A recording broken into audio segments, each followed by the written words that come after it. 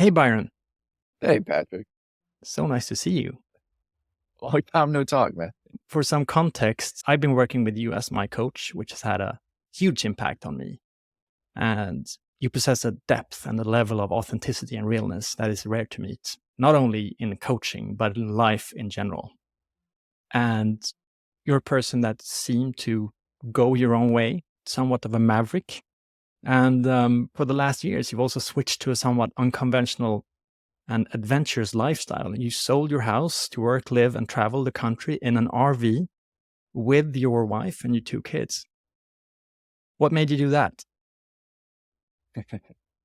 Big question. I think it can boil down to the fact that the outer trappings that I thought were once really important to me, the safety, security, the big house, literally the white picket fence, and enough space for the kids, I recognized was not enough. And the more we looked at, okay, let's keep up with the Joneses and let's play those games and let's make sure we have everything top of the line, the less connected I felt to myself. And this hit a boiling point where we had been longing for adventure throughout the pandemic. And throughout the pandemic, we had been spending most of our time in nature. And what began as a lark, which was, well, what if we just sold our house? And I don't know, just did something crazy, like move it to an RV. And it was a joke at first. Like, that's funny, but I have a business and clients and come on. And we have two little kids, 3 and 5 at the time. Like, that's ridiculous. That'll never happen. But for some reason, it wasn't just our little joke that was speaking to me. It was something else. There was a voice within me asking me to honor this. And the more I listened to it and the more we actually looked into it, the more those objections were solved. And that voice only got louder. And I began to realize that this was, in a very literal sense, a call to adventure. And I had been through a phase in my coaching career where I had been coaching at that point for almost a decade. And ever since I had gotten started, my career had been about maintaining this image, make sure that I was 23, 24 at the time, right? So make sure that you're seen as the smart person. Make sure that you've done your work. Make sure you've read a lot of books. Make sure that you're successful, that you look the part, so that underneath all of that facade, no one can point to you and go, well, you're just a kid. What do you know? And I was terrified of being seen in that way. And so when the pandemic came and it shook me up, it shook all of us up, I felt this confusion with who I really was underneath all of that. So a long-winded way of saying, now looking back on it, I realized our decision to do this was not primarily based in let's go see more of the country. Let's go take pictures. Let's go create more wonderful experiences with our children. We did all of that. And that was a huge byproduct. But I think the main reason we did it was for me to discover authentically who I was at the core. When you strip away everything, you take away the house, you take away the comforts, you even take away regular hot water, you take away internet connection, and you're out in the middle of nowhere in the woods in Washington State with fire ants crawling all over you. And you're still going through the motions of running your business and being a father. Who are you then? And it was only through that intense instability for me that I found more of a stable foundation of who I am. And that's what I believe not just is why I did this, but I believe it's a huge part of the gift and why I do what I do. You know, you're still traveling the country in an RV and you have the same kind of lifestyle, but who you thought you were setting out on this journey and who you are now, what's the big difference? It's a tough question because I know as time goes by, I'll be able to reflect and look at that and give you so much more of a reflective or accurate answer. My best attempt at answering it right now is the things that used to really matter to me a lot around demonstrating how much work I've put in, how much studying I've put in, how much learning I've put in to all topics that are relevant to me in business and communication and marketing and sales, coaching. And the more, especially before I did this adventure, the more I was heading into this direction of, I need to learn more. I need to go out and I need to find, I know there's a lot of books on this topic. I'm going to read all of them. I know there's more courses on this topic. I'm going to get all of them. I know there's more workshops I can attend. I know there's more people I could. And I was in this process of the more I learned, the deeper the hole got. And I was losing myself throughout all of that. So when I began the journey, I really in many ways was lost, even though the most obvious thing looking back on it is, dude, you bring so much to the table underneath all of that. I couldn't see, or if I did, it was just a fleeting, yeah, whatever. Now, I think the main difference is my relationship with who I am and my value is not based on just what I've learned and everything out here. That certainly has helped inform, it's given me some good ideas, but the core of my value is me underneath all of that. And me recognizing that has created to me what I feel like is a more, like you say, more real or more authentic, because it's not that I have to define myself in any way. It's just that I'm not all those things that I thought I had to be. And if I'm not any of those things, I am just effortlessly me. And I know it's very difficult to say this without coming across like a chicken soup for the soul. Like, but I don't. But I'll do my best, because it's an examination, Patrick. Like, I'm obsessed with. I love giving my best shot at defining, like, what is your authentic self? What does that look like? What does it not look like? What's my authentic self? And I think now I'm more equipped to tell you. I tell you who I am not. And that is someone that has accumulated all this knowledge and outside wisdom and said, that's me. That's why I'm not. I think that's my best crack at answering it. Yeah, it's fascinating.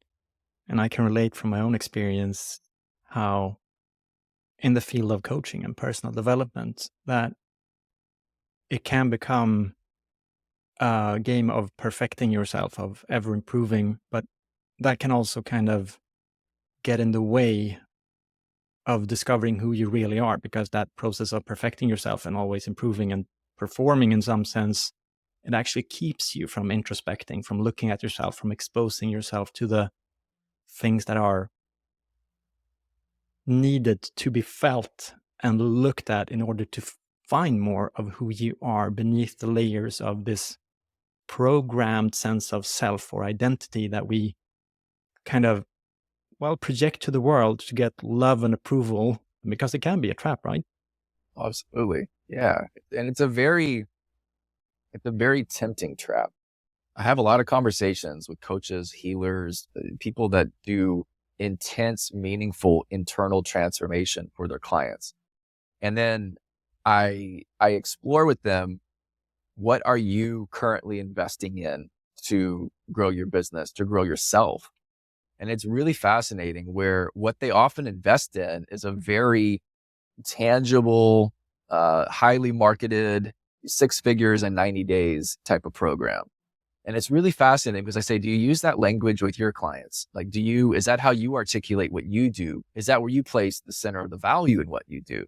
And unequivocally, the answer is always no, not at all. And I ask them, okay, so why are you buying that? And not that I'm bashing it. I'm genuinely curious.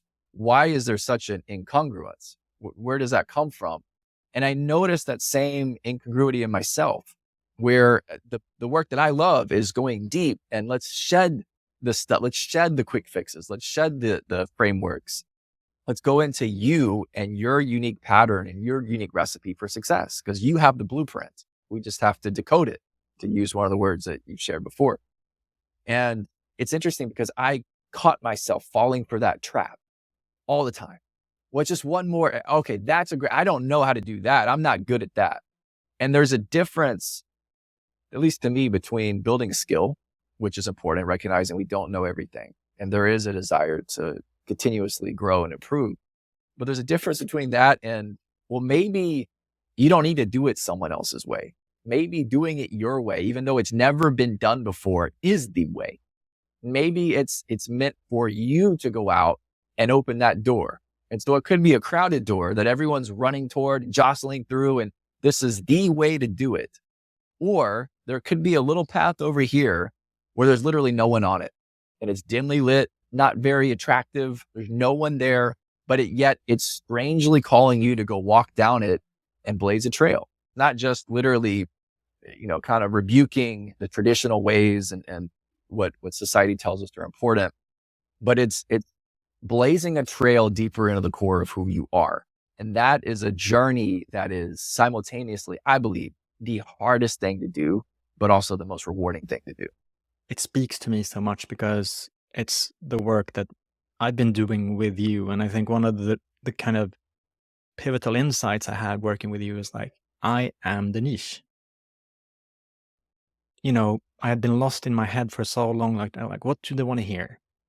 What is this person like? What la la la la la la, like stuck in my freaking head because what really needed to land in me was this trust in that, like, I am my transformation, my experience, my perspective. That is the beacon leading the way to this unbeaten path, I would say. What is the essence of coaching for you? No one has ever asked me that before. That's a fantastic question. What occurs to me, the person being coached almost always has some kind of outer shell, some mask, some, if you want to use the word ego, they have some identification that's not them at the core, like we've been talking about. But then you also have the coach, and they also could have this ego and this mask and this shell, and they could be with good intentions trying to help that person in the process of transformation. And yet, because those intentions are still being funneled through their mask and who they're really not authentically, but they're wearing the coach role. Like imagine a doctor that wears a lab coat and they can never take it off. It's like the end of their time with their patients, the end of the day that the kids are like, Daddy, let's play. And no, I don't want to get my lab coat dirty. It's this kind of addiction to the title, to the role. And I find that actually, to me, is the antithesis of coaching, because it just creates this really weird dynamic where neither person is getting any closer to their truth. Whereas to me, the essence of coaching is two people coming together where it's not this, I'm the authority, you're the one that's struggling. I don't have to be vulnerable. You need to be vulnerable. We need you to be more vulnerable. In fact, okay, the reason you're not paying me is because you're not really looking at what you need. And this is part of your pattern. This is part of your problem. So yeah, we need to keep going. We need to keep working together. You need to spend more money on me. You need to keep investing, because this coaching title that I have is your golden ticket. It's clearly the answer. And a big reason why I do what I do is to disrupt that, because that's what I experienced from my earliest mentor as a coach. It was very much that dynamic. It was very fleeting little moments when I would catch up with him in person where I could see some of the humanity coming through, and the door would shut real fast. And it never felt like there was this authentic connection. It felt more like, I'm the expert, you're the dumbass who's struggling, and then it will forever be that way. And to me, the beauty of coaching is when two people can come together, neither of them concerned with the image, neither of them concerned with the title or the role. And it is just a pure, authentic space where ideas can emerge on their own. And I believe that is what allows a channel to open up between these two people to share what needs to be said, to share more of the truth of what that person needs and requires to be the best on their journey. And so it's both one of my greatest passions and also one of my greatest aggravations when I see a coach that's firmly addicted to that title. They're just all about the title. All right, but who are you without that? Can you still help people? Do you still see your value and your worth? Because if you do, your capacity to help is magnified tremendously. And that's what I feel is the essence right there. It's a tough question. I mean, you and I, we both have our issues with the coaching industry. Anyone can be a coach. Anyone can have the title. It's a low barrier to entry, high barrier to success. It's an industry that has the ability to command investments and prices that are at a level that can also attract people that are in this for not the right reasons. What's your issue with the coaching industry? How do you see the coaching industry? I see two sides to it that really that really aggravate me. On one side, you have a coach who is very meek and timid in their relationship with their value. And the way they communicate what they do is very graspy and very fluffy and very nebulous. The reason this means a lot to me is because when I got started in my career, 2010, 2011, 2012, I didn't have social media. I didn't utilize social media. You really even utilize the internet to create clients. I was creating all of them in person, meeting people, going through hundreds and thousands of people a year, introducing myself. What do you do? Shaking their hand. What do you do? And every time I was I worked through thousands of iterations of that statement. I'm a life coach. And every time I was met with either one or two reactions. One, you're a coach for what sport? Like, no, like a life coach, like a personal trainer, but for your whole life. Or you know how like people help you with your confidence? Oh, you're a therapist. No, God, no, I'm not. No, or I was met with an eye roll. Now, the coaching is more ubiquitous, especially after the pandemic. Everyone is a coach. Everyone is, I'm quitting my job and I think I want to help people. Coach. Great. Like the industry is booming. Like you said, the barrier to entry is very low. Most people can easily become a coach. And that timid message that I had, sharing what I do and wavering and feeling like this is really not connecting to the effect. Because I know weirdly, I know the power of what I do.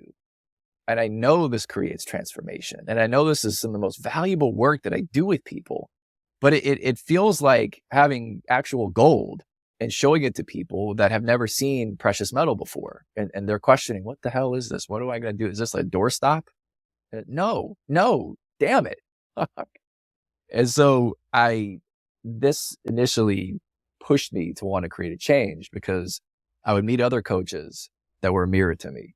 And I would ask them at these events, tell me about what you do. And I would notice they'd give me a business card and it would be like the person at the Grand Canyon with their arms in the sky, like a stock photo, unleash your highest self. I was like, wow, this sounds like complete bullshit. Wait a minute. Is this how I come across? Is this how I'm communicating who I am?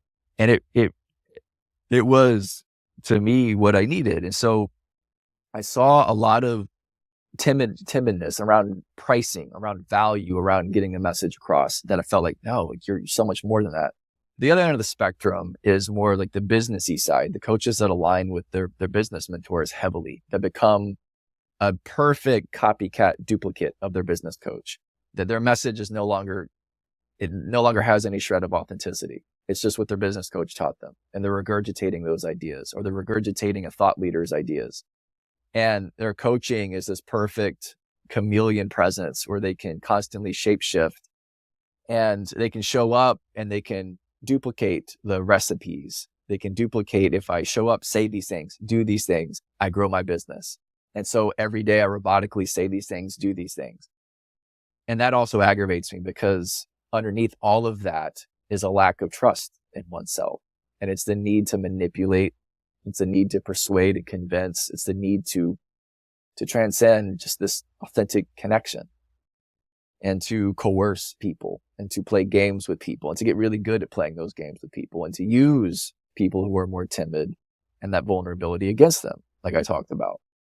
And I feel like the path for most coaches is to go one way or the other, to either become this kind of timid person that doesn't really effectively market themselves. But if you want to make a donation to the church of my coaching, please feel free. You can do that. And oh, okay, that's fine.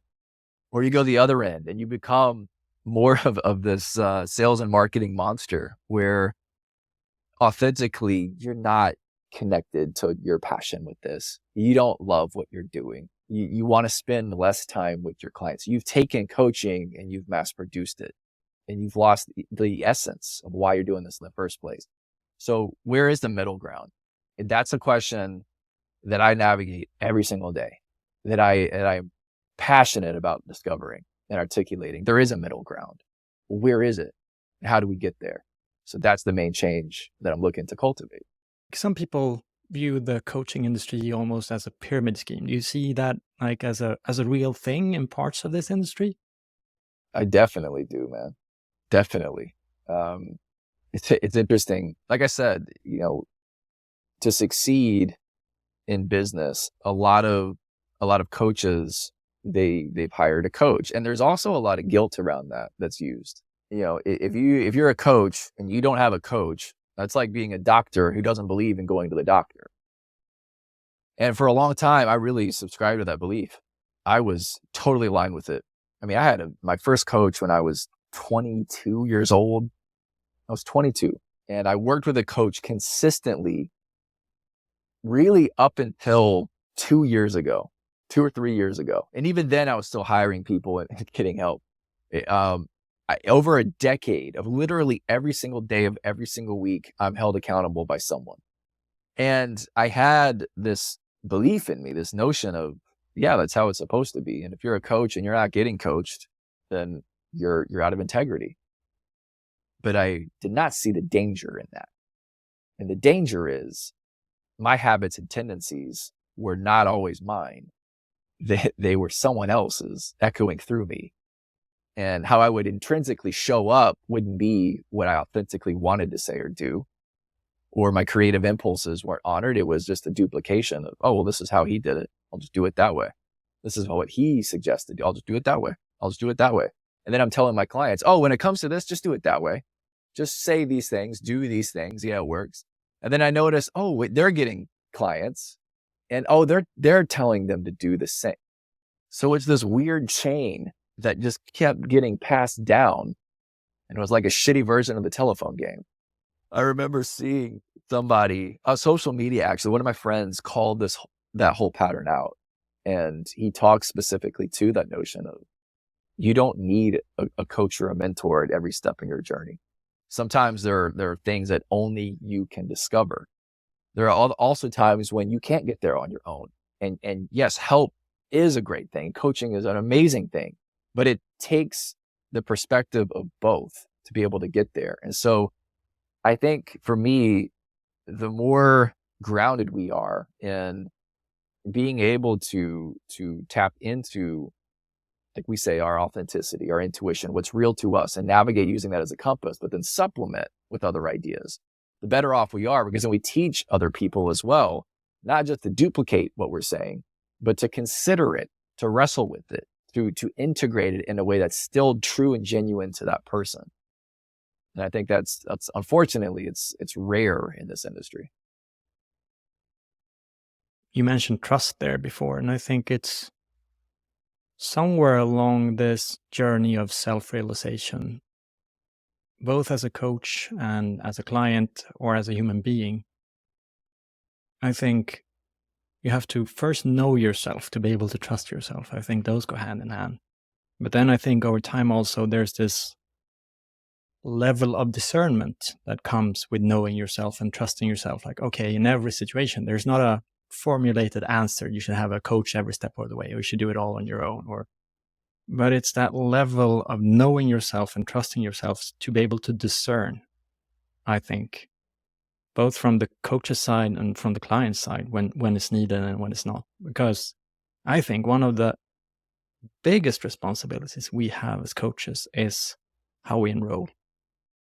The clients we enroll, that there's alignment, that there's an authentic need, because most of the people that we coach, in one sense or another, we've done a transformation or a journey that they're about to set out on or that they are on.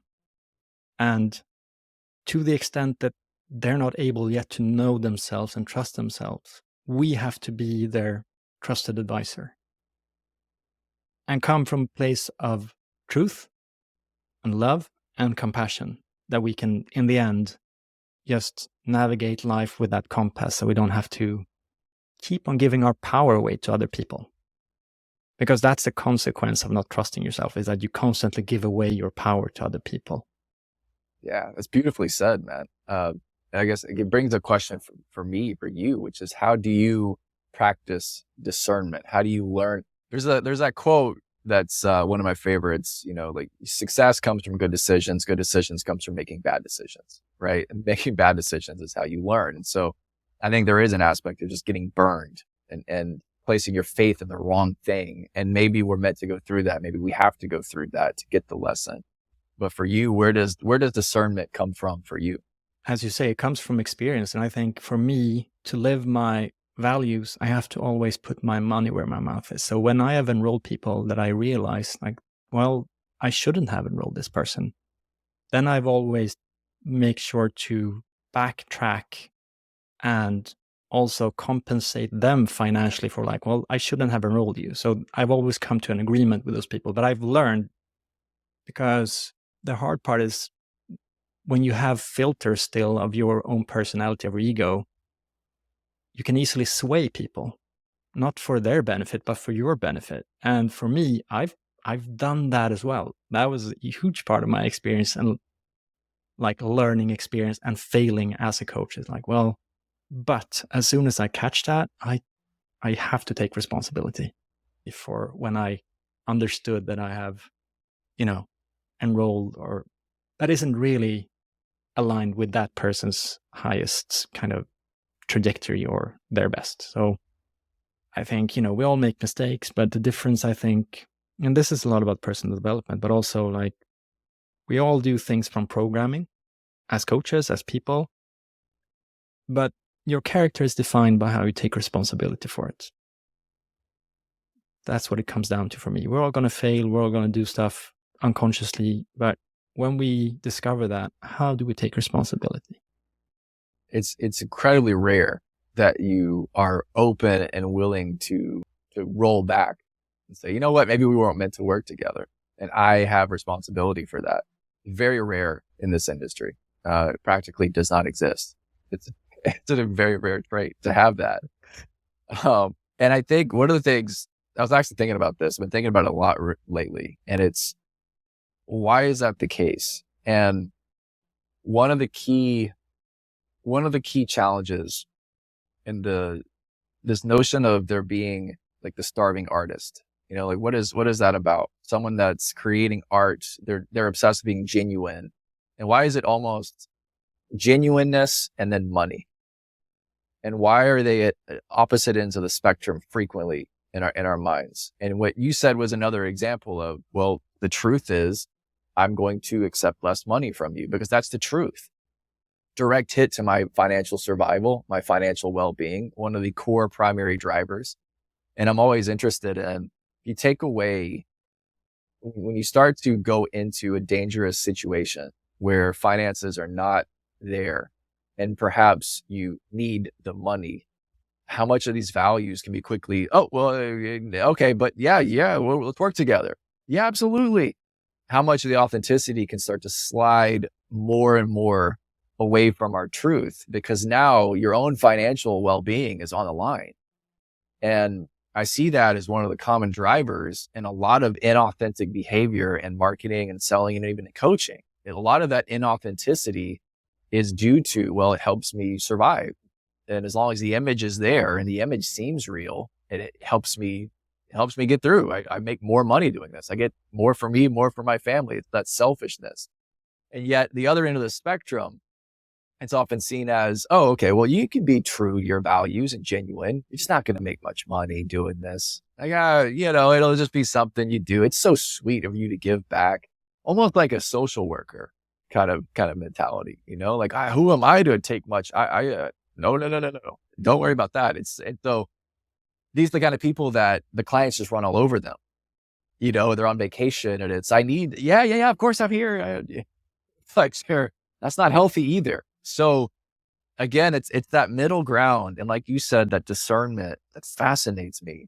And collectively, more of us talking about, okay, so where do we take responsibility for that? Where do we not take responsibility for that? How do you grow an ethical, sustainable business where you can both be true to your values and walk the talk and put your money where your mouth is, but also be compensated and be compensated well for what you do? I feel it in my body as a truth, what you're sharing. And I often say that values aren't worth something until they cost you something. It doesn't have to be monetary. It can be in terms of status, in terms of being unpopular, whatever. It has to cost you something. You can parade your virtues and your values as much as you want, but until they cost you something, they're worth nothing, basically. Because we speak a lot about authenticity, you and me, Byron. and also me and my best friend. And he asked me this question, and I want to ask it to you. Why is authenticity important to you?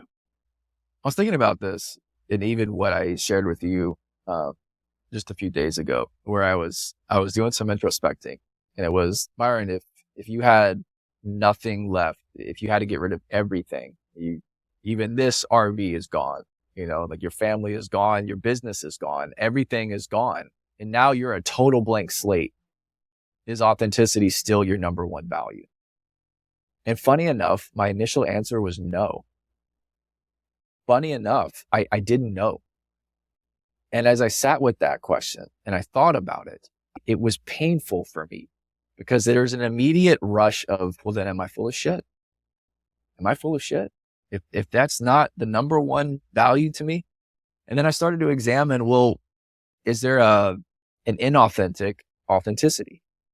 What does that look like? If it's not something that's all the way there deep in my bones, no matter what, you wipe away everything, you put me on a desert, like whatever cliche you open me up, when everything's wiped out, is that what's there? And the more I sat with it, the more I really wrestled with it, the ideas that started coming to me are, well, then at that point, authenticity is all that I have. It is all that I have no opportunity to be inauthentic if everything is wiped out from me. And if everything is wiped out, then all I have is in the moment, what I need to do, what I want to do, how I express myself is genuine because there's no opportunity. And so for me, looking at it and considering it, even reflecting on my entire journey in the RV, authenticity to me is now more than ever burning such a bright hole in my heart, because once I have the house, once I have the successful business, once I have the mentors, once I have the status, all of these things are now great temptations to pull me away from, like we said, that core, who I really am, how I really resonate, what really matters to me. And I'm not saying that I need to avoid all of them. I'm not saying that they're all necessarily bad, but they're just temptations. And they're constantly asking me, are you going to stay real throughout all of this? So for me, if I can accumulate money, if I can accumulate opportunity, if I can accumulate wealth, if I can accumulate clients and customers and status and notoriety and still be true to myself, not only can I help other people do the same, but I can lead a movement in this space now where more people wake up to this. And that is what I believe is my calling. Because if a human being is able to do that and not get lost in that stuff, they're so much a greater value to themselves and of the world as well. And I think that's what creates that. When you asked, what is the essence of coaching? That's what is an absolute requirement. It is deep, unwavering authenticity. I wrote this down the other day. Authenticity is what happens after identity. And I think it kind of speaks to what you're saying. Like, if I have all these things, it's easy for our ego to attach to those things and our self-worth to, like, I have the house, or I have the job, or, the status, or whatever it is. I have achievements.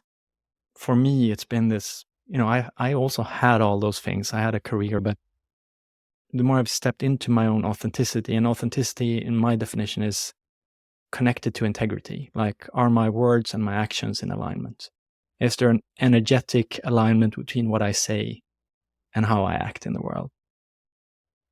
But there's also what has happened to me in this journey of becoming more self-realized, understanding who I am and my values and all of that. The things I tried to hold on to, like, everything keeps falling off. Like, I can't, like, the attachments keep on falling off. So like, you can try to maintain the idea of yourself, but it costs so much energy to do that. So, it's been, I think, for me, this gradual also just acceptance. Like, okay, well, now this is falling off too. Okay, well, now this is falling off too. And what's left is basically something that is real. What I came down to as the answer to my question, why is authenticity important, is because the alternative, the cost of living out of alignment with who you are, is much higher. Well said, man. Well said. And it actually, the point that just occurred to me was, without authenticity, I can't look in the mirror. It is the most painful experience. I can't do it for more than a few seconds. And then my brain just says, nope. And if I can't look in the mirror, especially if I can't do it at all, then to use one of your words, I can't practice discernment. That's not there, because I'm constantly trapped. I constantly get caught up in things that are not real because I'm not being real. And if I'm just kind of crashing through life that way, like you said, it is a very costly, damaging way to go about. I'm going to fuck up a whole lot more, but I'm also going to create damage for other people and have no idea I'm doing that because I won't look in the mirror. So that the willingness and ability to look in the mirror and like, okay, even if it's a detriment to feeling good, detriment to our confidence, and the truth is ugly. Truth is, I'm not there. And it's not this self-judgment, this guilting, the self-loathing. It's just this very clear, I don't want to say emotionless, but just this very clear, pure, this is how I see myself. And this is what's true. It's undeniable. It comes down to your relationship to truth, like to be able to see the things that are painful to see in yourself and be able to sit with that and acknowledge that. At least for me, it's like a visceral feeling in my core when I see that in myself. But what tends to happen at earlier stages of personal development is that you project all those things outside of yourself instead, because it pains you too much to look at yourself with that kind of level of truth. So I think the relationship to truth is something that we share. I'm curious. I'm 40, turning 41 soon, and me and my wife were speaking about having our first child, perhaps. We don't know if we will be able to get a child.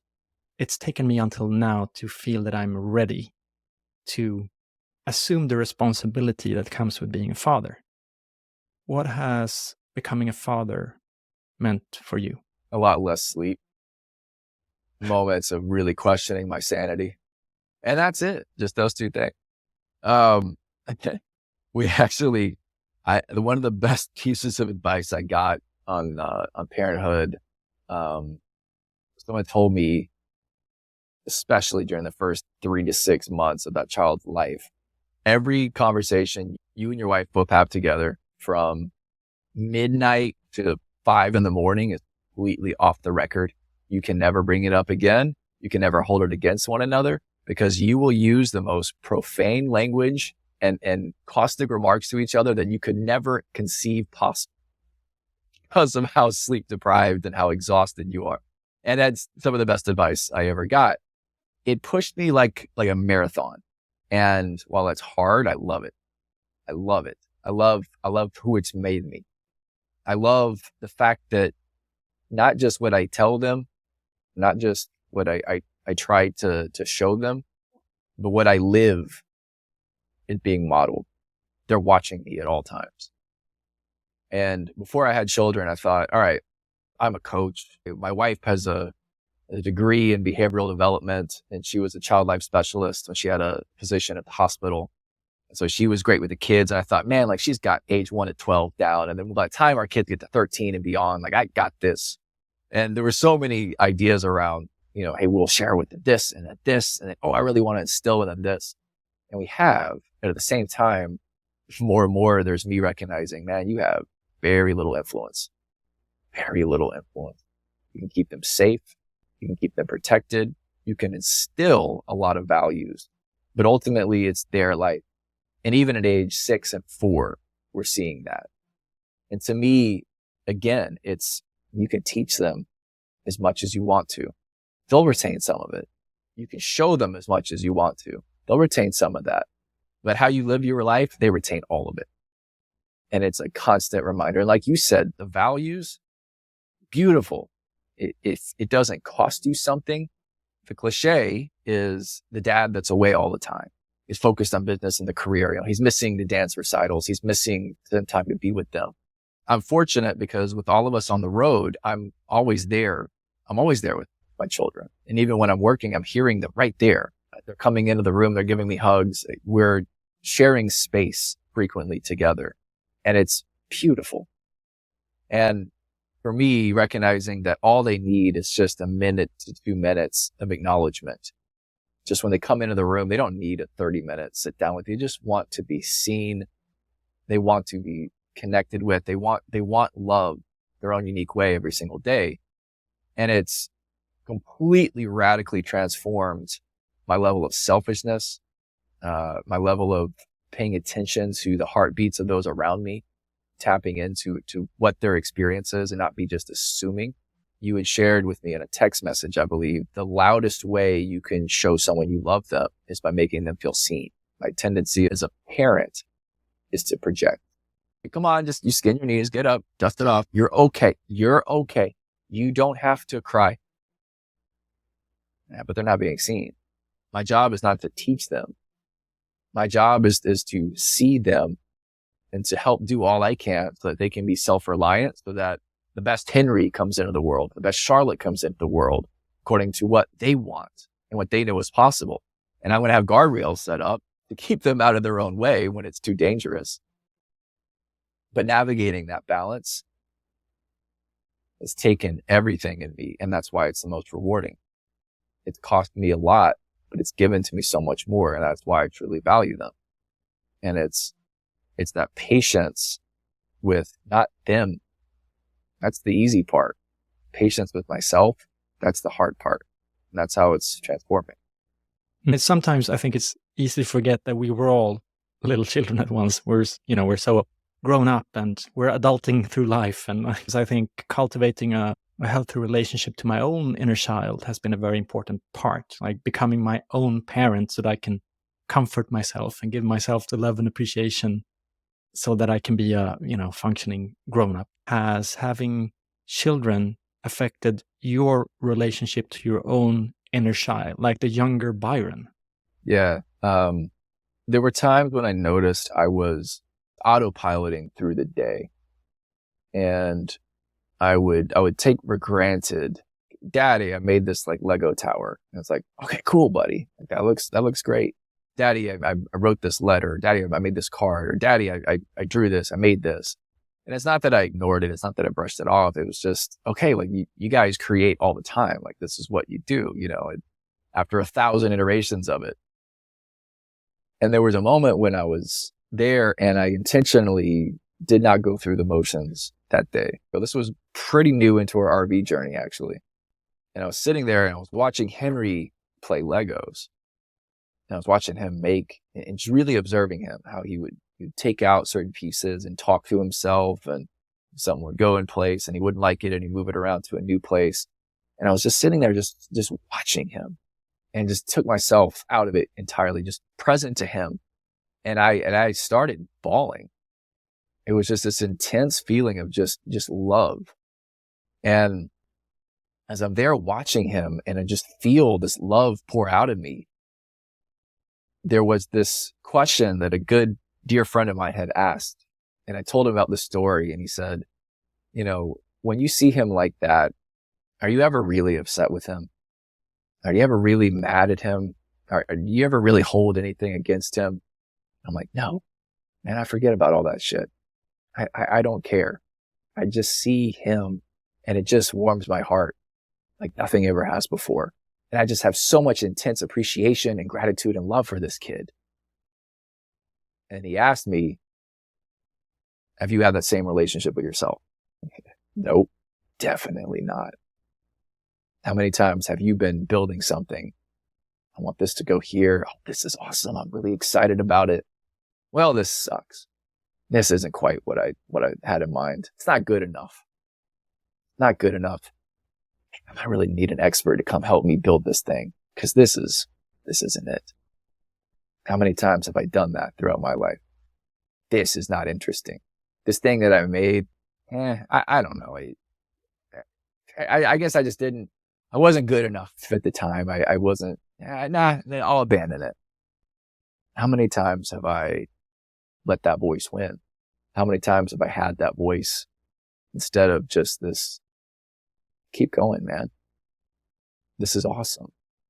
look at what you're putting together. Look at what you're building here. Look at what you're creating. We had a hike in Oregon about a year ago, and there was a giant river and a waterfall. It's just beautiful. And we're there hiking, and I'm carrying Henry. And he's been the kind of kid that he loses his emotions quickly. He goes into tantrum mode. He goes into screams and cries and shouts, and he's very loud and vocal. Charlotte has always been more grounded. And there's been so much me just going, would you please just shut up? I love you, but my ears can't take any more of this. I need quiet. Fantasizing about like a week-long retreat. There's just quiet. And here I am on this hike, and he starts crying, and he starts screaming, carrying him. And I have no idea what I told him. It didn't matter. But what I felt was this intense feeling of love all of it. Love him when he's creating something and you're proud of him. Love him when he's screaming his head off in your ear. Love him when he's irrational. Love him when he's ridiculous. Love him no matter what. And love yourself the same. And that hike will forever be just permanently seared into my being.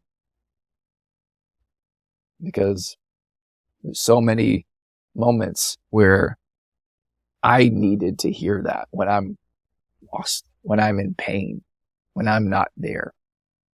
And to love through all of it, the good, the bad, the ugly, that's the biggest lesson that I take away so far being a parent.